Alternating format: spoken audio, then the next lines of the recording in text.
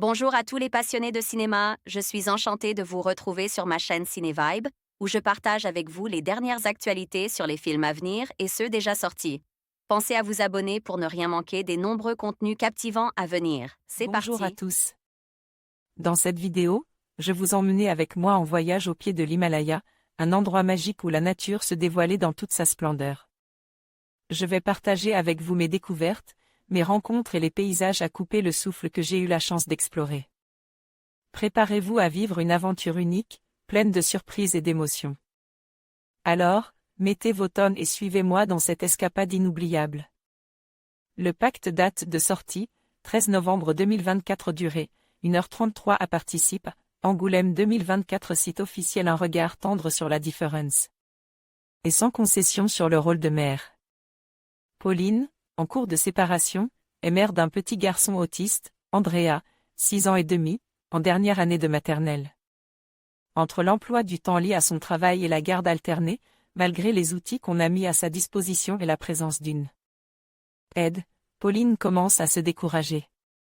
Le pacte un montage de quelques scènes clés, en vidéo, depuis l'accouchement jusqu'à un enfant qui grandit suffit à nous faire comprendre la découverte de la condition d'autiste du jeune Andrea par ses parents, et à nous amener face à un couple désuni qui a du mal à cacher ses dissensions, alors qu'à 6 ans celui-ci entre en dernière année de maternelle. Un moment crucial dans sa scolarité.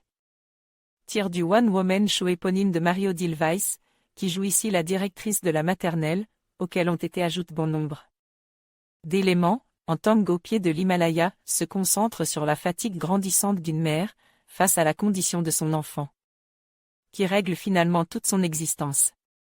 Rapidement, le scénario évacue les clichés sur les autistes à la Raman, au travers d'un dialogue de sa nouvelle maîtresse. Il sait compter très vite? Il est doux au piano?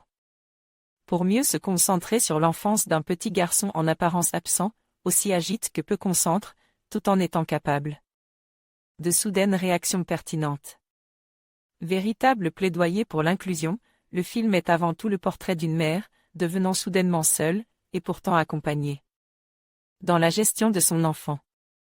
Et même si le jeune Eden Lopez, qui n'est pas autiste, en impose par l'utilisation de son regard et ses réactions parfois très physiques.